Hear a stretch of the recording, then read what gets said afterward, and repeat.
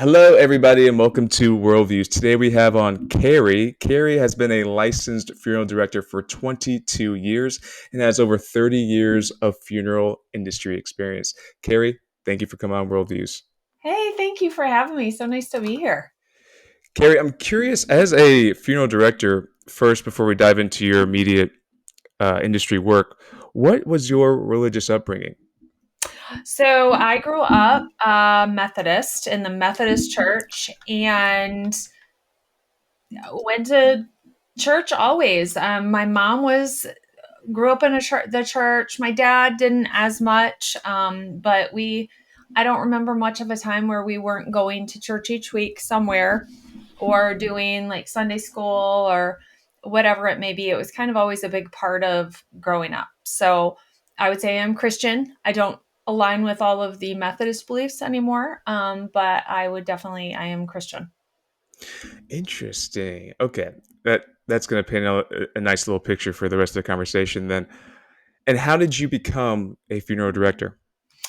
When I was 16, I needed a job, and my mom worked at the funeral home, the local funeral home. And so she said, "Hey, do you want to work here for your part-time job?" And so I answered phones and typed everything up that needed typed up on a typewriter and vacuumed a lot and set up chairs and greeted people, answered phones, just kind of babysat the funeral home while the funeral director left to go have a life outside of work because that was kind of the era of pagers. It was long before answering services and things of that nature really existed because this was 1994 and when I started. So it's been 30 years in the business and 22 years licensed. So I've seen a lot of different things within it. I love that I grew up a bit working in it and have worked in kind of all the different little capacities because it makes me appreciate all of the staff and all of their parts that they play. Yeah, and I'm curious too. What's the licensing process look like? So it's different in every state, which I hate. We That's one big thing is a lot of us just wish across the board every state was the same. So we all knew what every state was. Um, so for Michigan, which is where I am, in most states it's pretty similar in some ways, but it is a dual license in Michigan. So you are a funeral director and embalmer. There is not an option to get a license in just one of them. Some states you can become just a funeral director and you don't have to go to mortuary school. It's more of a hands-on, you do it for 2 years and then you get your license.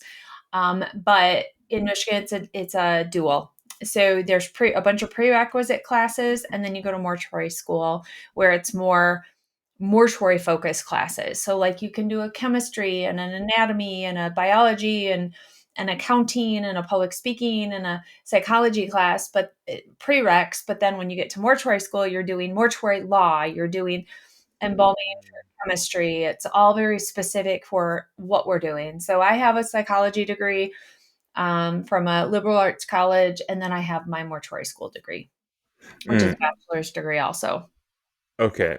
And could you paint me the picture of like how the hierarchy works? I guess once you get into the business, are you a mortician, and then once you get later on with your success, you become the director of the funeral? No, so mortician is just an all-encompassing word for a funeral director and embalmer. A mortician essentially is a person who cares for the dead. So if you divide out the tasks and think of it like I call it front of the house, back of the house, kind of like a restaurant would. Front of the house, you're engaging with the customers, you're meeting the families, you're working the funerals. Back of the house, you are handling the deceased, doing the prep work, doing the care center things. You're behind the scenes more. So that's kind of if you really divided it out. Small town, you're doing all of it. Bigger companies, you're going to be more compartmentalized for function and flow. So you're probably going to work in one area more than another. And there are people who like working with families and don't really want to work with the deceased, or they like working in the prep room and not with the families. So you have to base where you want to work on what you like to do. And you don't really know until you get in there and do it. Um, is that your question? Oh, hierarchy. No, the hierarchy is more like owner, manager, employees. It's not like you work your way up. You do an apprenticeship. So it is what I love about it is it's kind of white collar, blue collar in the essence that you have a collegiate path, but then you have um, an apprenticeship path as well that you have to do, and then you have national boards and things. So it's very hands on. You can't learn embalming out of a book.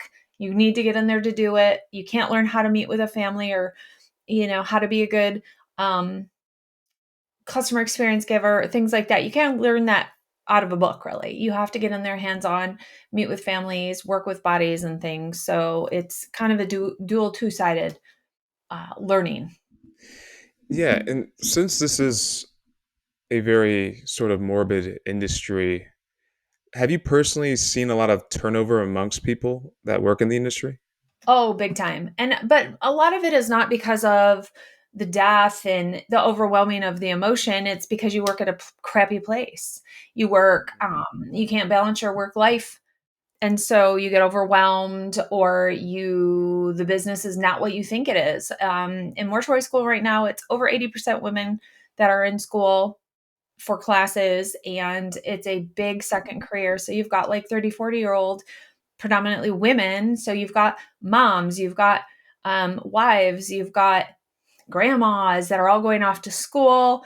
It's overwhelming. So the dropout rate once you get into the business is high because a lot of people going in are first generation. They honestly have no idea what they're getting into. They maybe attended a funeral, had a warm and fuzzy, signed up to go to mortuary school, but they don't actually know what the business or the job entails until they get in and start working it. And it's not what they thought. It's not at all what they thought. They don't like it, or they work for the wrong person, have bad hours. It's not a good balance. They don't feel appreciated, whatever it may be, just like you have in every industry.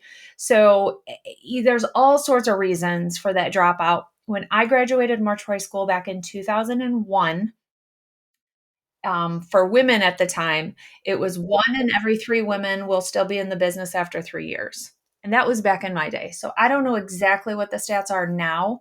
I have not seen any. I don't know anybody who is running the numbers, but um, the the the turnover rate is pretty high.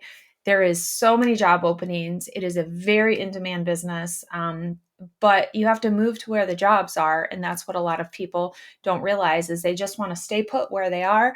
Well, if the one funeral home that's within 10, 15 miles of you doesn't have someone retiring in the next 10, 15 years, then there's no job opening there. So you have to go to where the positions are and where the jobs are. Yeah. Do you know? I mean, I imagine too with funeral homes, obviously the high demand ones are in major cities, I would assume. And is that where, I guess, if you graduate from school, do you want to move to like a pretty populous area because you know the jobs would more likely be available there? Or am I thinking that incorrectly? I would move to where the job is. Yeah. So I would find the job opening and move there. Small towns, that one funeral director is going to want to turn over that job. So, if you're looking to be a business owner, looking to kind of be your own boss and things, you're going to want to head to small towns that are ready to do the turnover of the business. But you're going to need to work for a while. You got to get some um, experience under your belt before you really get in there. And so there's always a turnover, like a timeline for that. It's typically a couple year turnover sometimes with if you need to get the experience or work on the purchase, things like that. So it just depends on what kind of volume we want to be encountering. And if you go to mortuary school in person, it's typically in a city of sorts, and there's going to be a lot of funeral homes that you can get exposure experience and connect with. But it is amazing how many people in school have never even shadowed at a funeral home. And that's one of the biggest things I say is if you're going to do any kind of a job, go shadow to actually see what that job entails. Because no YouTube video, no movie, no anything is going to give you the actual full realm of what a job entails until you are there job shadowing. A reality show is not going to give you a realistic view of what that job entails. So you have to get in, you have to shadow, you have to work within the industry a little bit and see if it's really for you. Yeah. Let's get into that then. Because I imagine although your days may look very different, I guess what's the most normal version of a day for you? It depends where I'm working. I'm a freelance funeral director, so I may work at a couple different places.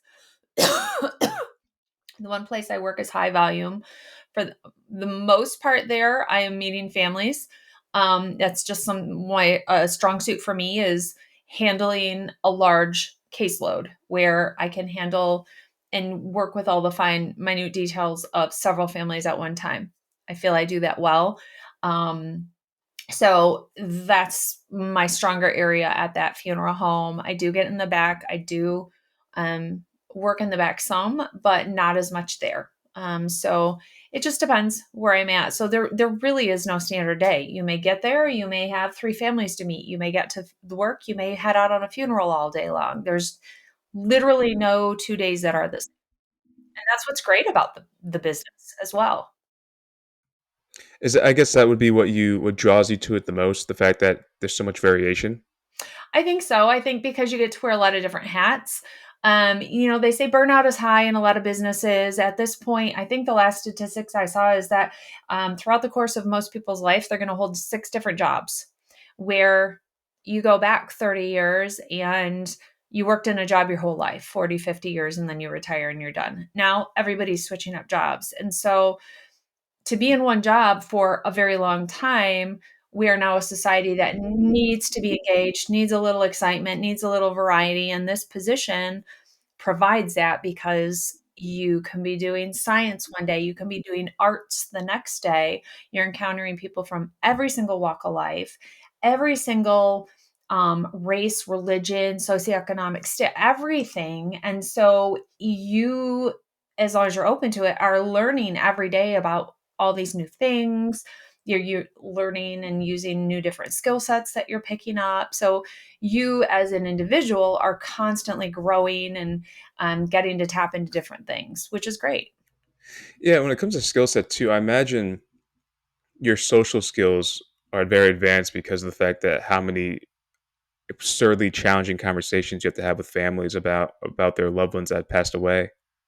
Well, and that's something you can't teach a lot of people. You can't teach ebb and flow of communication and having a conversation and listening. You can enhance it a bit, but you just can't teach, and it's innately there in some people. And some people, it's just not, and it's awkward and it's hard, and they have a hard time connecting with families. They can do the business, check all the boxes, but they're not making the connection with families the same. So you do have a variety of different kinds of funeral directors, not all built the same because personalities are so different. Men versus women, very different. So you do encounter a lot of different types of funeral directors because of that on the family aspect side.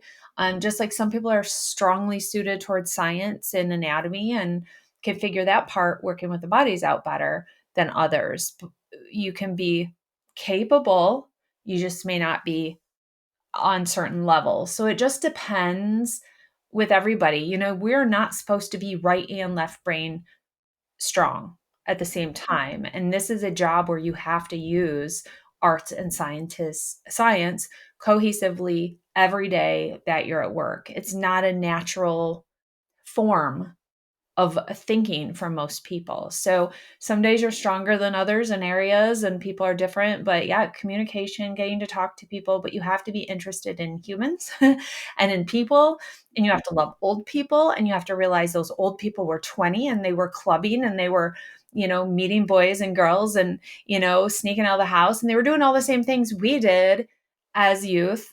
They just did it 70, 80 years ago, and we have to kind of tap into understanding that who people are in the last 10 years aren't their whole life.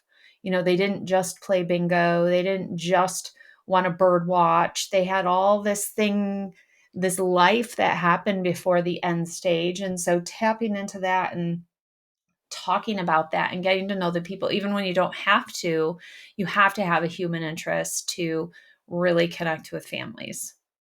Yeah, and what would you say is definitively the most challenging part about being in the industry for you?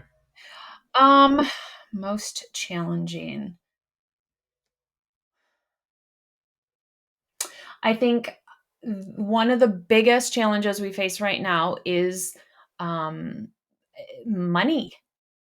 Society is hurting for money, and yet we have people dying. That it is a business, that the business has to be paid in order to take care of people. And we're not charging an exorbitant amount. We're charging as costs go up, the funeral home costs have to go up to consumer. And so everything's just stupid expensive. So even if your loved one dies, you have nothing and you want to take care of them, you have to have the funds to do it. And it's just not everyday commonplace that people have those funds. There's generations of people that don't get life insurance now, where, you go back to the 80, 90-year olds, they had life insurance on everybody. Even their kids, as soon as their kids were born, they got like a $250 policy. Everybody had it, where now that factor's not in there. You have a lot of people not paying into retirement, into life insurance, into all those things. So you don't have people prepared for someone around them to die or for themselves to die. And that is hard. It's hard to sit with someone who wants to honor a life and financially they have nothing to be able to provide to do that. And so then you look like a full on jerk, not being able to provide it. But at the end of the day, who's keeping our lights on? Somebody's got to, somebody's got to. It's a business. We can't just do things for free because I want a paycheck. I have a family I have to take care of. I'm not making millions of dollars. There's just so much to it that a lot of people don't see. And so we become the enemy and we become the villain because we have to charge to do a service. Who'd have thunk? So that part of it is hard. It creates really hard conversations. It creates a disconnect with families sometimes. And so it is challenging. Yeah, and speaking of money too, I spoke with a mortician earlier this year, and I asked him if he believes they are overpaid, underpaid, or paid just right. And he said they are easily underpaid. Do you agree with this? I think there are some that are underpaid. Yes. So, just like everything, you're going to have businesses that pay well, businesses that don't, businesses that appreciate financially their employees, businesses that don't. So, I think it depends where you're working, part of the country, all of that. But yes, this is a skilled employment. We go to school, we have to have a very specific skill set. You can't just walk in off the street in a bomb. Like we pay to go to school, we pay for this training, we do our time, we move away from our families, we go through all these things for this skill set, and then you want someone to provide this care for your loved one. Even cremation, which is the least expensive thing you can do, that's a trained skill. You don't throw a body on a fire and then just scoop up ashes. There's no ashes in cremated remains, mind you, either. So I hate when people say they're ashes. But these are skill sets. These are, why would you want someone that's getting paid the least amount of money to care for the most important person to you? That's something I've never understood. Like, I'm going to call around for the absolute cheapest price on something. Well, things are inexpensive for a reason. Let's look at why, you know, and why, if this is my most loved person who has died, do I want to find the person who's going to be the absolute cheapest for a reason to take care of them? Like that has never, that's never made sense to me. But I think that just like a lot of positions and a lot of businesses, you know, we need more income for some of what we're doing, especially the funeral directors who are going out on night at call and taking the phones 24/7 and going out on Christmas Day to leave their family to go take care of yours. And they're making, only 40, 50,000 a year at minimum. I think that is something that is a position in society that should get more recognition, more respect, and some more financial. We're not making millions. There are Cadillacs, but they're owned by the business so that they can serve your family. We're not driving them because we're making mint over here.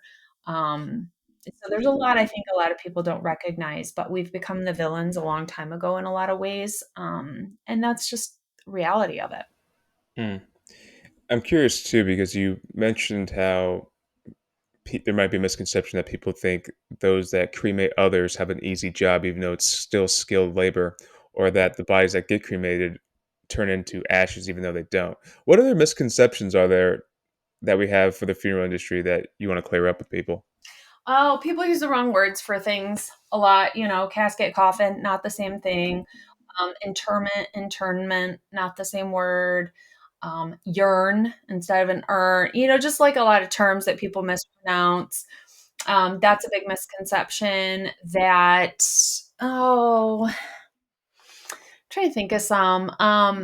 We hang the bodies by their feet and, slit their throats to drain blood. No, this is not like a meat manufacturing plant. Um, that just because they're embalmed, they're super toxic and we're polluting the world. And that burial is, or cremation is a better environmental choice than burial. Nope, they have almost the same environmental footprint of using resources. So there's, I think, a lot of misconceptions. Some of the things, some of the products that are concept products that go around in social media and things that don't actually exist aren't proven. They're just kind of whim things that people had ideas and put them out there that people come in and ask for. And I'm like, that doesn't exist. Well, I saw it on, no, that doesn't exist. It doesn't work. It's not practical. We can't do that. And so we become the bad guys. So it's really hard. Or the huge misconception that like veterans get buried for free or Social Security pays for everything. They don't, and it doesn't. And so there are families that you just can't win with because they come in with one expectation from something they've seen or heard. And we have to like squash it like a bug. And it's just, you can't, it's hard to reconnect after that because you have literally just let them down. I had this sweet little man. I'll never forget, like, I will never forget his face. He came in, he was with his son and daughter-in-law, and he said, I want to plan for my wife. We were planning a little bit ahead. She was failing. And he sat there holding this envelope, this paper. And I was like, I don't know what it is, but we'll figure it out along the way, kind of thing. And I said, well, what kind of services? And he said, well, I want this, that, or the other. And I said, okay. I said, well, cost wise, let me like go over that because we have to legally present costs up front, provide a general price list, all of that. So I always like to kind of start with some of that. And he said, well, I'm a veteran and here's my discharge paper. And he had it. And a lot of veterans don't even have their discharge, which is another hurdle.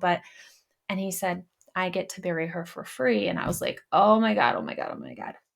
And I had to destroy every hope and dream he Oh had this man. because of stupid commercials that say, if you're a veteran, you get buried for free. No, you flap and don't. And so people don't anticipate that they're going to have to walk in spending $10,000 or whatever it may be for whatever services they pick in the end. And so that's hard. That's a hard position that we get put in. And there was one day, and because I went through the whole thing with the family and they were all upset because they thought they got this stuff for free and had to change all their plans. And I came out of there going, my God, who do I need to petition at some governmental level to make them stop promoting this crap and misguiding these poor veterans who believe there is something for them for free out there in a grand way? Yes, you can get buried in a national cemetery. The grave space, the headstone, the the vault are included. That is no cost. But you still have to pay all the other, you still have to get a casket, you still have to get all this stuff, you still have to pay for your cremation if that's what you want. So there is a little cost savings, but there's still a huge expense. And so I'm like, who do I need to petition? I don't even know. I'm calling my senator. I'm calling. It gets you really frustrated because you fail. You fail before you could even win with the family, and that's hard. So those kind of misconceptions are really terrible. Yeah, how did that gentleman receive that? If you remember that He news of was that, it's not going to be sad. free. He was sad because that generation, that greatest generation, they the way they are with their significant other, that their spouses, they've been with 70 years. They've been with this person 70 years and they want to take care of them in the most honorable, upright way. And he was so I think, heartbroken because he believed his service to his country was in this sheet of paper showing he had an honorable service, was going to be able to pay for what he wanted to do for his wife.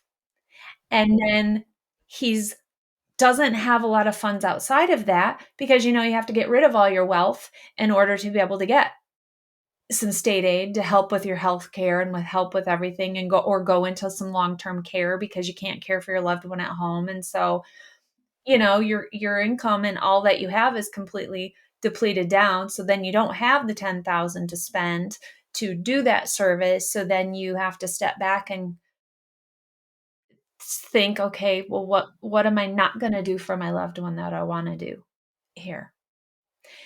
It is a hard conversation. It's a hard position.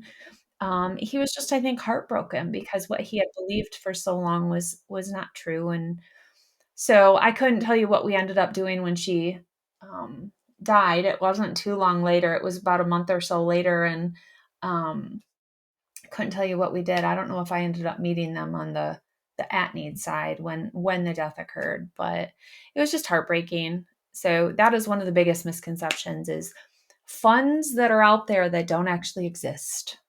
Mm, mm. And you also talked about, the amount of various different people from different cultures that you interact with. Hmm. And it is known that people of different religions are or prefer to be buried in different ways. Is that correct? Yeah. So like Muslims, all burial, Hindu, cremation, Sikh, cremation, Jewish, traditionally burial. But then of course you have your level of devotion. So there are Jewish people who are cremated. It depends on your level of, how into the church, and Orthodox or not, all these different things. So there's a lot of different variables, just like Catholics and everything. It depends on how devout you are to it. Um, yeah, so all different ways of things happening, different words that are used for um, what takes place, like the washing ceremonies and the shrouding and the hands-on. What I love about all these cultures, away from our way of doing things in America in a lot of ways, is how hands-on they are, how much they have their generations still living in their home, how much they care for the dead. They don't just say, "Hey, can you come pick up mom? Send me the paperwork via email, and then, just let me know when I can pick up that box and I'll just stick it in my closet." They're hands-on. They are there. They are washing. They are watching the cremation. They are super involved in that care after death. And so I think that is missing. And there's so much from these cultures that we can learn, and religions we can learn on, the other side, where we've gotten away from all those things. So I love getting to be a part of any of those traditions with the families. It's Mm, beautiful. mm. And some of them I can't be because I'm a woman. And so if it's a man that dies, like in Muslim custom, I Oh. cannot be at the burial, or I shouldn't be at the burial. If I'm the only option, they're getting me. And they're going to be fine with it. But they prefer, if it's a male director, if it's a male that's died, a female director, if it's a female that's died. So some of that we try to respect and honor if we're able to, but you kind of got to take what you can get also. So Yeah. And what would you say was the strangest funeral request you've ever received? um I don't there's been so many, and I don't know even what's strange anymore. I feel like in some ways what people would think is strange from the outside is like, hey, can we bury them naked? Hey, can we bury them face down? Hey, can we place different things with them for the burial? Can we place animals in with them? Can we I'm trying to think what's even weird at this point. Different songs that are maybe not appropriate, people would think that they want played. Stuff like that, I guess, would be weird to I guess, outsiders, you would say, that are not in the funeral home every day. But when you're around it every day and it's just your norm, it becomes your norm too. It's not weird or gross or out of the box for us just because we hear so much stuff. Yeah, I remember the gentleman I spoke to was saying how there was a time where a woman requested a clay mold of her husband's private parts. Have you faced something like that before? No. Yeah, like sometimes you wonder if people do make stuff up. I'm not saying that he was making stuff up, but just out of like, hey, I want to be a little sensationalistic. Like, there's enough off the wall stuff. You don't have to, pull stuff like that. Yeah, I've never no, and it's it's limp. You can't press it into clay. Like you're not like I don't physically that's like almost impossible to do. I have had people ask about collecting sperm so they can, freeze it to get pregnant later. Doesn't work. Um, Collecting DNA has become a little bit bigger of a thing, and we can swab and we can pull hair. We can try and do that way. Of course, we can't collect enough spit to fill those vials, but we can still collect some DNA. So we've had a little more of that in the last few years, for whatever reasoning people have. But yeah, there's always something new, always something people are, asking to do. But, and sometimes you just have to say no because it's not feasible. But Yeah, and in all your years of experience, do you have a most challenging day that you've ever faced? I, some families to work with are just challenges. The dynamics of their personalities are challenging. They come in wanting to combat you or tell you what's going to happen in terms of like, well, this is what happens. No, that's actually not what happens. And so you get those people in and you feel like you're just fighting the whole time to do your job. Where if they would just let you do your job, it would be so much easier. I'm trying to think of any really hard. Logistically, sometimes if you have someone who is larger and you have a larger casket, you have to figure out, is this going to fit in the elevator, the hearse, the crematory, into the doors of the church or out the doors of the funeral home, or, functionally, how is this all going to work? So some things take a lot more effort and energy to make sure it all carries through effortlessly and seamlessly because you want things to be smooth from the family side. So the funeral business is like a stage show. You're letting everybody see what you want them to see. Where behind the scenes, it is pure chaos, and you have all the stage hands, and you have people doing costume changes and running around and grabbing things, and you may have duct tape holding this or, somebody doing this just to make it look nice on the front side kind of thing, if you get my imagery, I guess, there. And so we just want everybody that's attending or that's witnessing things to see it running smoothly and going smoothly. And where we're in the back, someone told me recently, and it's not my favorite analogy, funeral directors are ducks.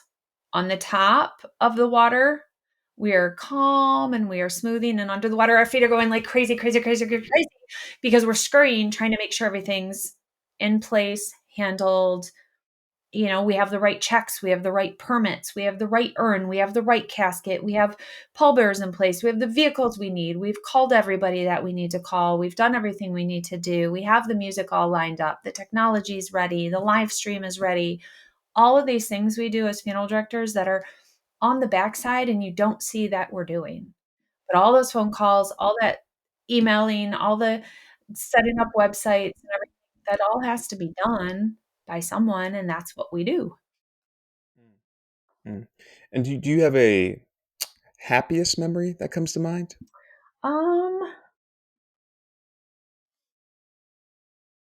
just getting the hug at the end of all of it. People sending thank you cards when everything's gone perfectly and you feel like it was a great funeral, especially if it's like a large funeral. We just had a family recently and I don't get emotional much. When at work. I don't. I'm pretty like stoic. But there's things that just sometimes, I don't know. And when I first got into the business, I cared for a young girl, and she was, I believe she was 8. I could be wrong. She could have been 7, but anyway, 7 or 8. And her name was Jenna. And she was that moment of, yep, this is it. I stood at her casket with her mom. We were putting our little rings on her fingers, and she had died of a heart transplant failure. And so, fast forward, this is I'm doing my apprenticeship 2 weeks in. I could walk right to her grave. I know exactly where she's buried. And this was 1998, I think, or 99 or something. What I'm trying to remember, 99, 1999, I was doing my first apprenticeship. And fast forward to this last year, and I cared for a young woman, um, died of a heart transplant failure. Name was Jenna. It was kind of like a full circle moment for me, and caring for that family. And it was a lot of moving parts and pieces for that funeral. A million flowers. She was due to graduate from high school the next week. Like, it was just a big, huge, huge event. And leaving that cemetery was a that was a good moment, because everything had gone so perfectly for all the events and for everything. And the family was so thankful, and it was as beautiful and as wonderful as I could make it for them.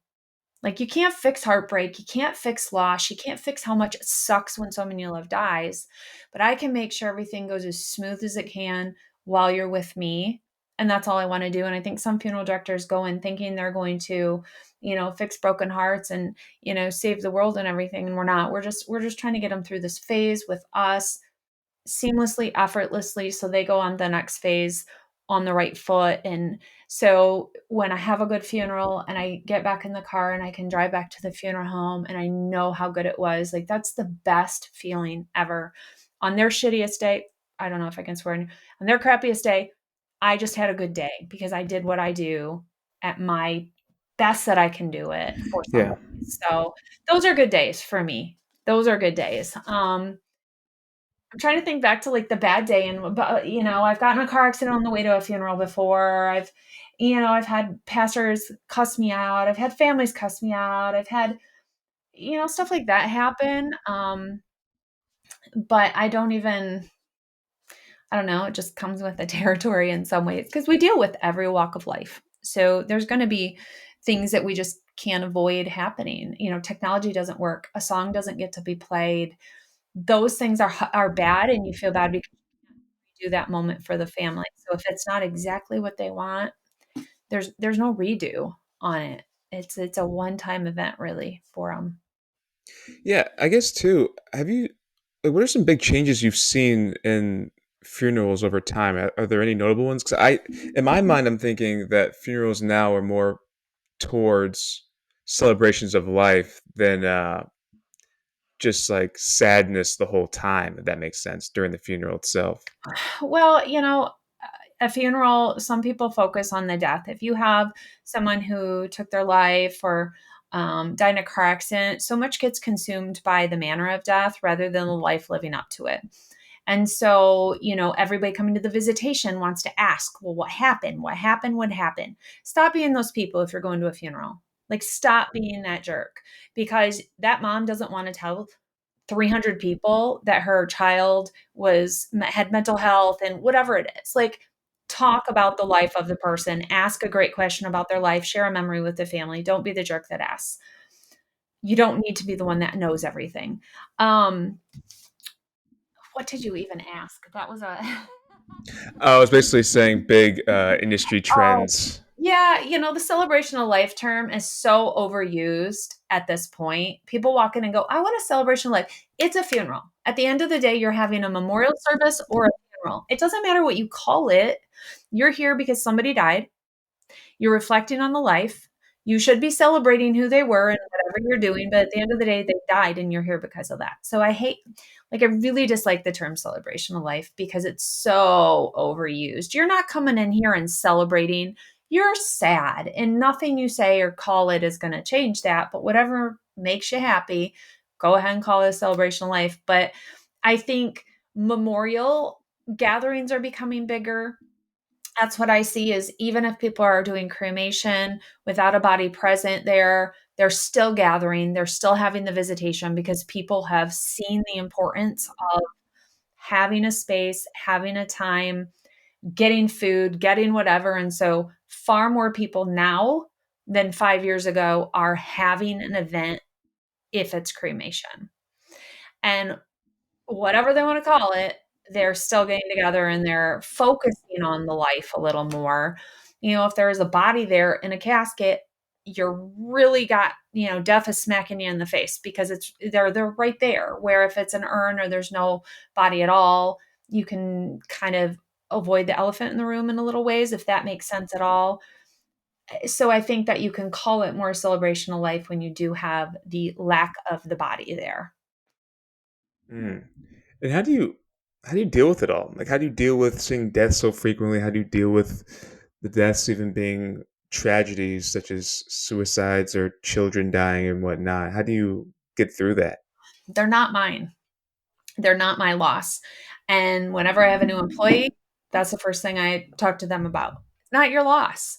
So when you get the most emotional is when you stand there and start thinking about, oh my God, what if this was my kid? What if this was my dad? What if this was my husband? Oh my gosh, I can't. The day's going to come my day. And you get wrapped up in yourself and then you're not doing your job. So you have to repeat to yourself, this is not my loss. This is not my dad. This is not my loved one. This is not whatever. Go home and hold your kids at night a little harder, great, but care for the people in front of you. Um, I don't get emotional at work very often. I just don't because I'm focusing on the positive that I am doing for these families, the amazing things that I can impart in them while they're with me. So then they're on their best foot moving forward. I am doing nobody any good if I stand there and look at a kid and get all wrapped up in the fact that this child died. They're not my child, and I have to focus on that. I have a body in front of me. I'm caring for this body who was so and so's loved one, and I'm caring for them, and I'm going to make sure this all goes good. And that's how I approach it. That's how I think about it. Sure, there's days that it's a little heavier on my heart. Children are not the saddest to me when I'm standing with the husband who's burying his wife of 70 years, who has been his whole life, and he's now alone, and he's asking me, what am I supposed to do now? That has hit me probably the hardest in moments, more so than probably many children funerals. And I've buried my niece. I've buried more. I could ramble on about tragic cases. But there's something about children being young and pure and going back to God to me that it's a piece about it that I don't let my brain even get wrapped up in anything beyond that because Hmm. it's not worth it. It's a rabbit hole that you go down it and you're not going to be able to come out good on another side, I don't think. Yeah. And you handled the arrangements for your niece as well? I embalmed her, I took care of her and did everything for it. Yeah, she was murdered when she was 7. Um, and yeah, I took care of her. I wouldn't have had it any other way. Um, I would never want someone that I love taken care of by someone else, I don't think, because I would probably regret not doing it myself. So I think, like, if it was my children, I couldn't probably do some of it. I would call in some very specific people I trust to do some of it, but I would still probably be as hands on as I could be. So it's just, I think, part of being a funeral director. It's what I do. Why would I let somebody else, do it? I'm also a control freak, so that's kind of part of it too. Yeah, I figured that'd be more common too if, for funeral directors to be so ingrained in their work and their craft that if something did happen to a close loved one, they trust their hands the most. Yeah, and that's a good way to look at it. We talk about being on the other side of the table. Much of that is being the emotional part of it, and having to go from funeral director brain to family brain because we have to kind of block out some of how we think and what we do in order to do what we do. So then when you have a loss, you can't just re-engage and connect with all your emotions and thinking about things in one way. It's it's a divided way of thinking of it. And so things come out slower and you process things slower, and they're going to come out in different weird areas. I was just talking, so I do a series called 6 Feet Under Exhumed, which is a rewatcher series of the TV show 6 Feet Under with my friend Faith, who's a funeral director. And we just talked about this the other day because we were like, you do not process things as a funeral director the way other people do. And it's hard to explain. It's just hard to talk about. But she talks about when her dad died, the next year she's standing in the store going to buy him a Father's Day card. And that's when everything hit her, was months and months later, as she's standing there and was like, oh crap, I don't need to buy a Father's, oh, kind of thing. So there's a lot of delayed with going through loss and all of it. So it's a very different different way of looking at it. I think the most I connected was when I went through a divorce, and I did a video on it, and my God, I got some backlash from some people. They're like, a divorce is not a death. He's still out there somewhere. And I'm like, yes, but this is my only way to connect loss to how you feel loss, because I went through all of these emotions I have never, as an adult, gone through. I would swing from being happy to all of a sudden sitting on the stairs, like hysterically crying, to being angry, to lashing out for no reason. I was all over the place, and I never have gone through that when I've lost a human in my life or even a pet in my adult years. And so that was the closest I could look at something going through a grief process. And so I was like, I'm going to do a video on this, and then had a couple people that were stinkers about it. And I'm like, well, you don't understand. So I can't make you understand. And that's fine. Carry on. Yeah. Yeah.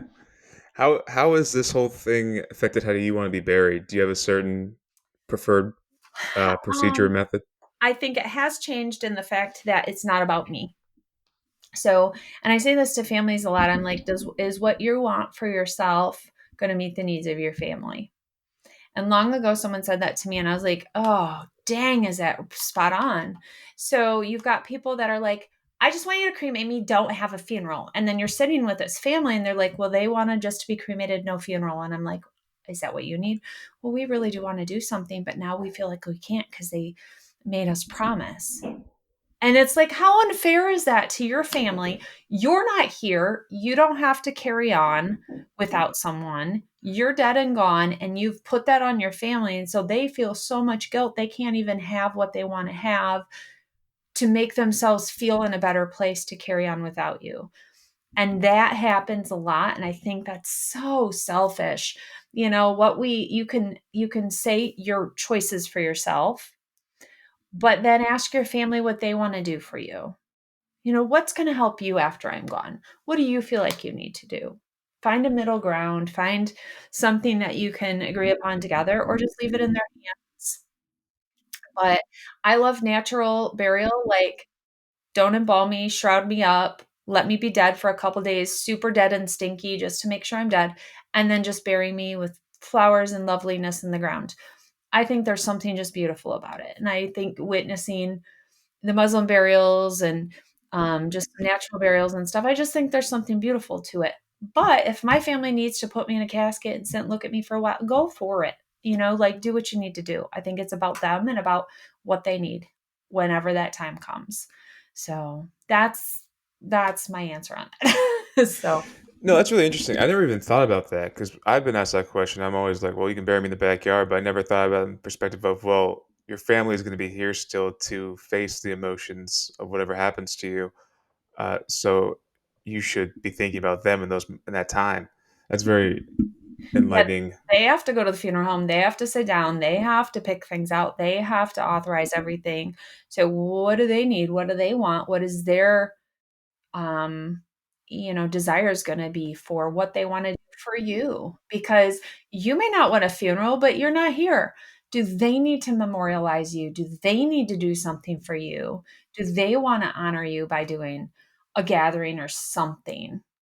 And I always encourage people to do something, and it doesn't have to be everybody sit in a chair and watch someone stand up and talk and blah, blah, blah. So I like to try and give options and ideas to people after I get to know them as to things they could do that are not normal everyday things you see, but would be a beautiful honoring gathering for somebody and would be special because people, I think, want to do something and need to do something. And we saw this during COVID and during the pandemic when nobody could do things. There was funeral directors who were like, well, man, all these people are seeing that they don't have to do a funeral or they can't do a funeral. So they're seeing they don't have to, so they're not going to do them. It swung the other way from what I've experienced is people are now doing more because they saw how much they missed by not doing things and they saw that they couldn't attend things for other people and they missed that. And so now they're doing more gatherings, they're doing more special dinners, they're doing things where maybe they wouldn't have prior. And that's beautiful. It's wonderful to see that people recognize why do we do these things and want to do them. Mm, mm. I guess too, as a mortician, I figure that your most asked question has to do with some kind of supernatural paranormal experiences that you've had. It is not. Not the most, but people I think are curious if they are interested in that type of a thing.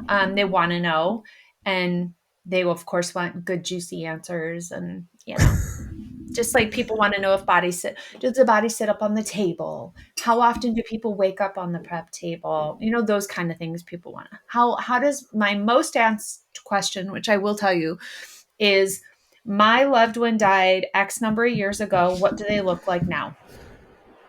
Oh. They want to know that their loved one is down there looking perfect in their nice pink dress, hair still good, all safe and sound, tucked in. And that's just not the case. But that's what they want you to maybe tell them that. And so there's no way to know what your loved one looks like. There's no answer. You can embalm two bodies, kind of the same age, gender, size, casket, and they could look completely different a year later. So there's no way to tell. So if anybody tries to give you an answer, it's BS because you can't give an answer. There's too many variables to how someone's going to look. Mm, mm. Well, that being Go ahead said, with your paranormal. I'm sorry. I, yeah, I was going to ask, have I went you sideways. no, you're good. You're good. I was going to ask you what the common question was anyway, but have you experienced any type of supernatural events, whether it being within the mortician life or outside of it? Yes, is the short answer. I will say I have never felt any presence from anyone I've ever cared for in the funeral home. It is an absolute lack of presence there that it is very clearly this shell of a body. There's nothing. There's nothing that I'm feeling.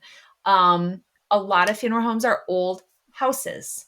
That's where you do get some, I think, activity from people. The one funeral home I work at, all sorts of stuff happens, but it's an old house.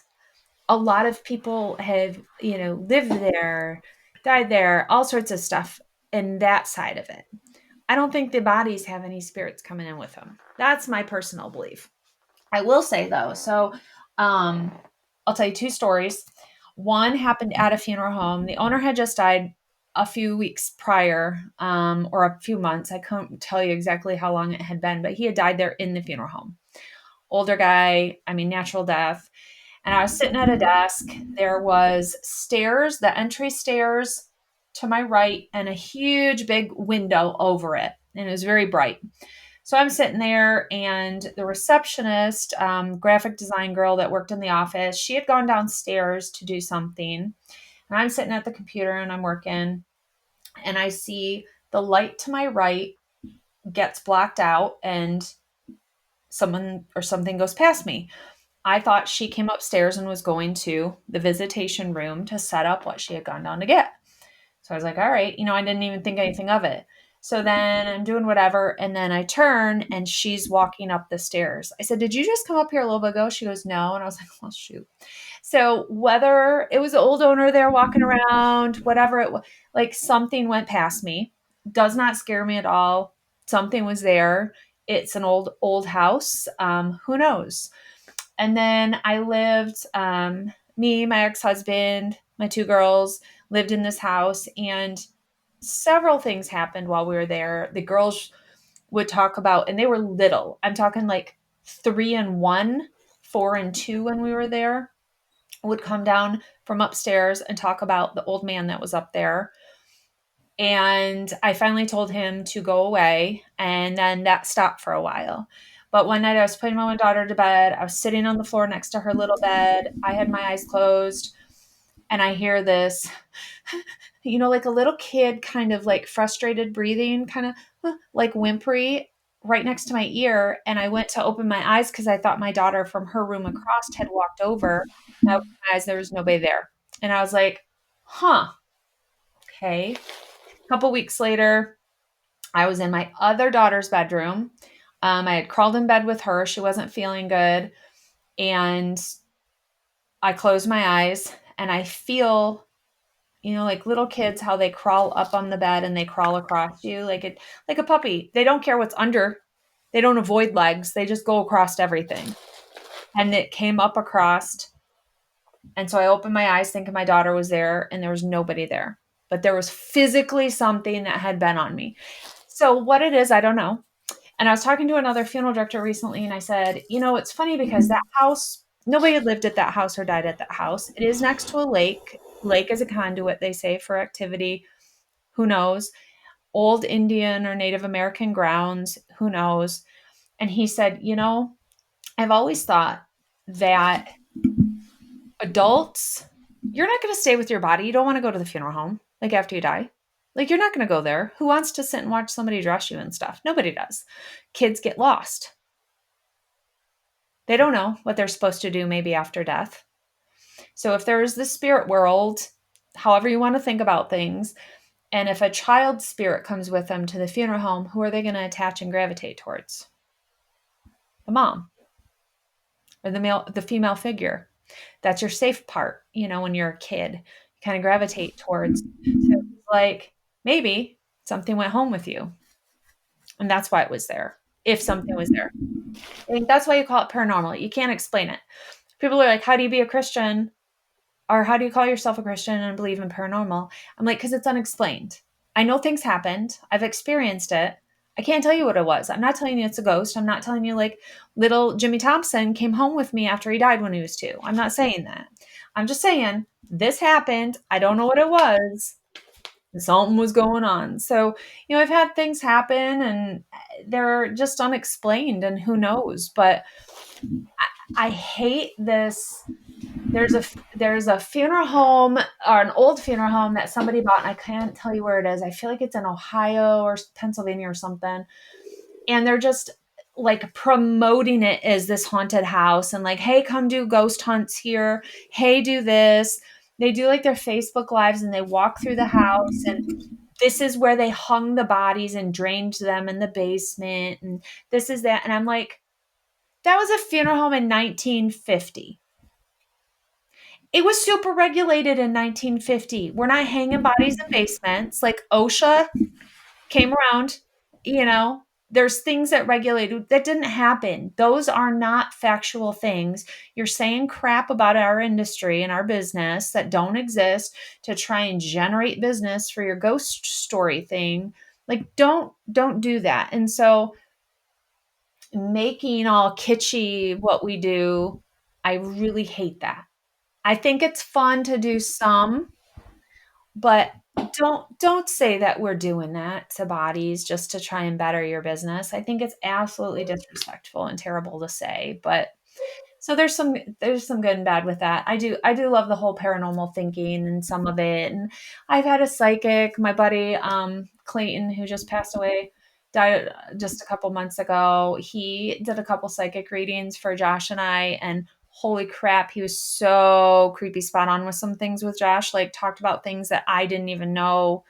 There's no way he could have known, and was so specific. So, I'd like to believe in some of those things. Like, I'm waiting for Clayton to come visit me at some point to, kind of thing. But yeah, you just don't know. And I think that's why it's fun, and that's why people believe in it, is because it's whimsical in some ways, but there's things that are concrete to it too. Yeah. I guess would you say you have more agnostic feelings towards an afterlife? No, because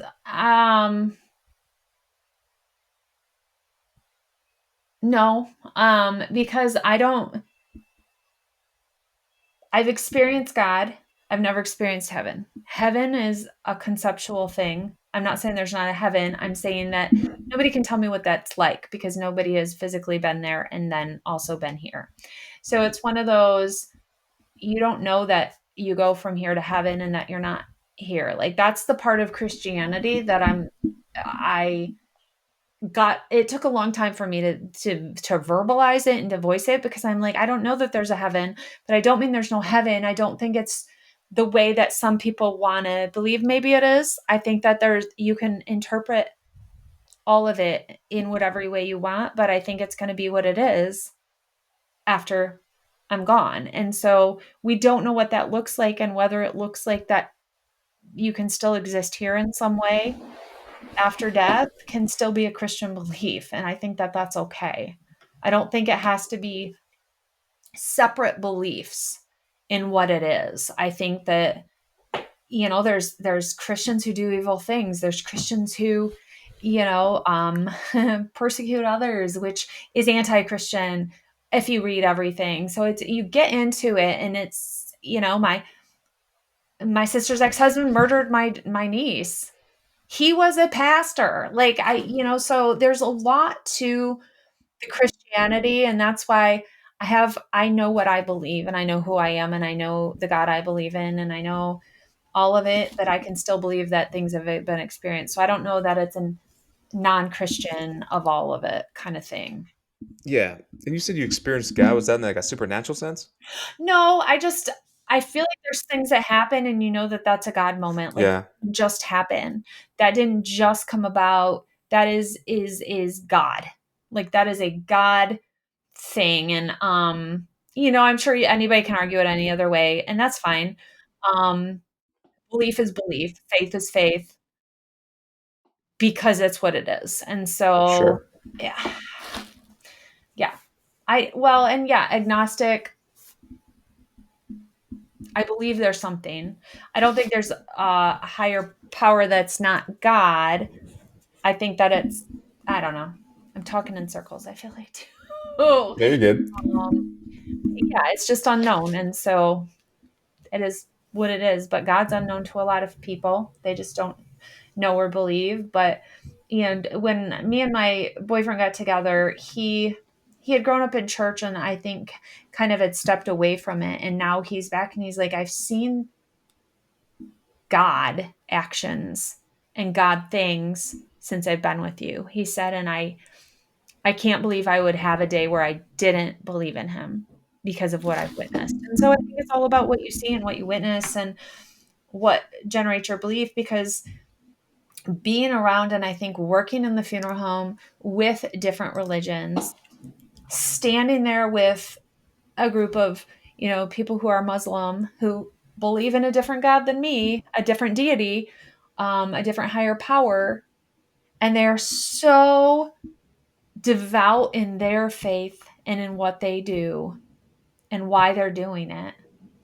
I can't say their belief is wrong. It's just not mine. Hmm. It's, I just can't think that way because it's so pure and beautiful and strong and steadfast what they're believing and what they're doing and why they're doing it. And so, yeah, I will help them line up shoes before they go into pray. I will take my shoes off. I will do whatever I need to do to respect their religion because I'm so in awe by their devotion in all these different religions that I get to see and experience, whether it's a lack of religion, whether it's, atheists, whether it's Wiccans, whether it's Satanists, whether it's whatever.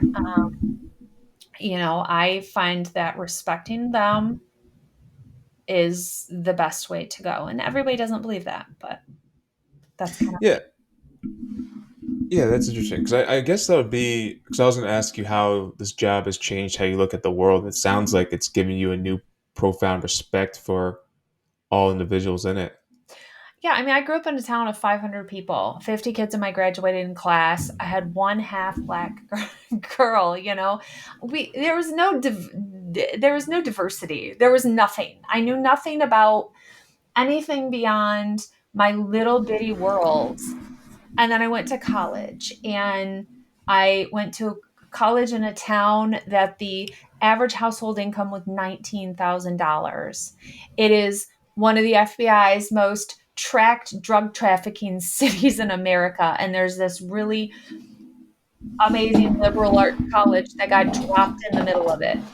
And so I had friends of all walks of life there and joined the, get up, stomp your feet gospel choir. And my one poor friend Kari, I'm like, so talk to me about your hair, because he's black. And I'm like, let's talk about your, like, trying to learn. Like, I just want to learn and understand so that I can respect more.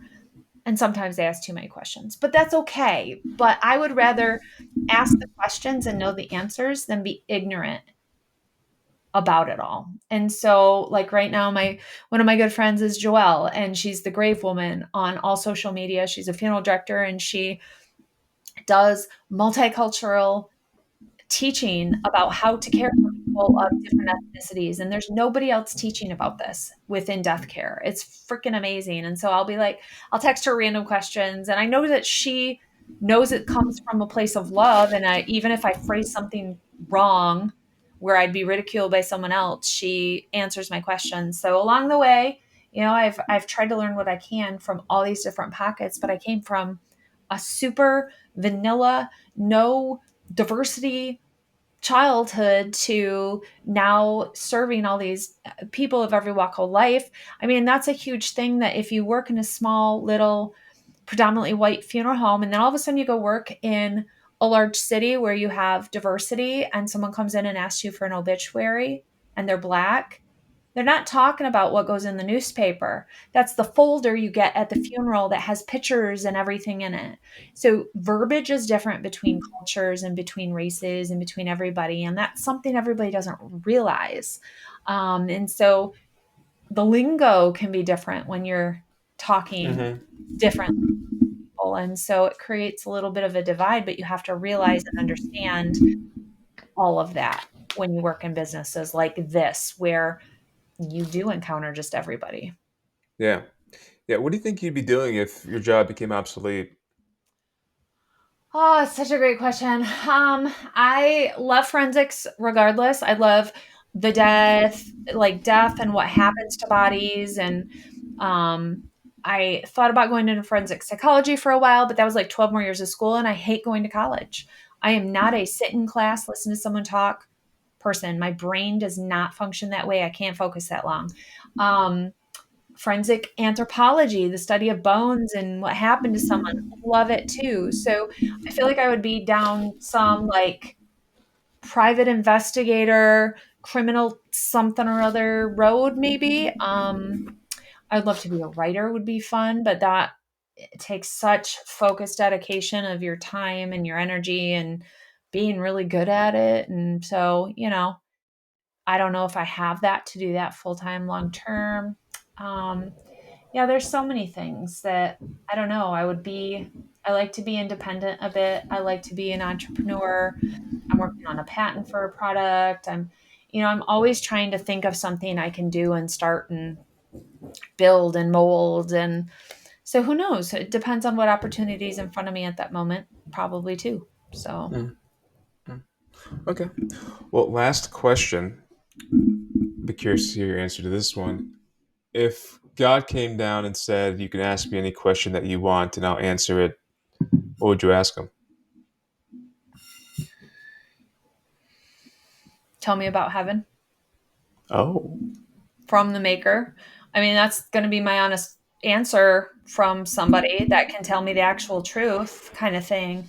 Um, I don't want to know the why. I don't want to know my when. I don't want to,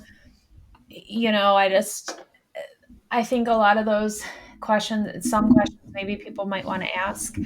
I don't know if we could handle the answer, but that's the one thing, like, I kind of just want to know the big truth of what is reality, and is it reality different for everybody, or kind of what. But I remember somebody asked my dad a long time ago, what if at the end there is no heaven? And he said, but what if there is? And I didn't believe. And he said, I would rather have faith my whole life than have no faith and miss out. Mm. And I was like, okay, and so I believe in something, and I have faith in something, and whatever that end is, I have to have faith that that's going to be good too. And but I'd like to know. I'm like a Yeah, practical thinker. Like I like to know like reality, like what's that menu at the restaurant going to be when I get to the restaurant? I'm going to look it up ahead of time. I don't want to be surprised by, not being able to eat the food that's there, or the expense of it, or, are they going to have wine I like? I don't like that. I want to know ahead of time kind of what's up so I can get ready. I'm sure. a planner and a thinker and an overthinker, as Josh always calls me, but I think that would be my question. What would be your question? Oh man, I I was asked this before. I guess it varies sometimes, but I like the book of Job a lot, and there's a portion in the book of Job where God says to Job, "Where were you when I built the sands of the earth and whatnot?" Then He takes Job on this kind of cosmic journey throughout the universe to show him some things. I probably asked for like a video of that, of how that looked, maybe. I don't think I would ever. There's not really anything. None of like the main deep philosophical questions like why is there suffering, why is there evil, really interest me to ask because I think that the issue is so complex that an explanation may not even be enough still, even if it comes straight from Right. God for some. So I'd probably ask that. I maybe ask him. I'd probably ask him too why he created aliens because I think aliens are real. Uh, why would that? Why would he build or create them along with humans? Like, what was the point of that? Or even what was he doing before he created everything? Maybe that too. So maybe those three. Like who created God? Like was there something before God? Yeah, I always thought that question was kind of I didn't think that question was ever helpful. I always thought if God was created, why would I trust God? Because he was created by something else. Like what So we is don't know what the yeah. other thing is. The other thing would have to be God by definition, I feel like. But yeah, something along those lines. Did you ever think that you are the alien? No, I haven't thought that. I think well, I guess I you are the alien to someone else. If there are aliens, then we are the alien to them. Yeah, So I because guess God would have made them too, correct? So yeah. if he made us all at the same, out there, he made everything. So he made them. So maybe they know more answers and you are just this weird alien out over here. It's possible, but it's also challenging too because it comes down to maybe even like the salvation question, like did Jesus come for them to die for their sins too, or do they not even have souls despite them being more intelligent than humans? Are they the same level of lack of soul as say an animal on Earth? Because I just think Did you that just say my dog doesn't have a soul? Is that what you I just think said? I think it's possible. I hope he does. I hope every dog has a soul. I hope animals do have souls, but I just don't see the biblical evidence for that. Uh, but if they don't and aliens don't, I think that's kind of Have you not seen the movie All Dogs Go to Heaven? Come on, Devin. written and directed by God. Yeah. So Oh man, you've got to, yeah, wow, that's, ooh. Eddie, I'm sorry, buddy. I'm sorry.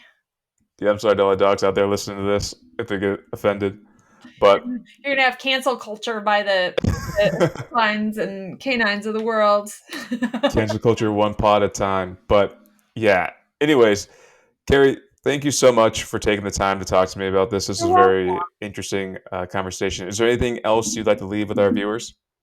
No, if you I don't follow, subscribe, check me out, Carrie the Mortician, on any social media that's out there. YouTube, I've got about 1,200 videos you can watch about anything. Facebook and Instagram are the most. I'm on TikTok, but not a lot. But check it out. Cool. Cool. Appreciate it, Kari. Thank Thanks. you.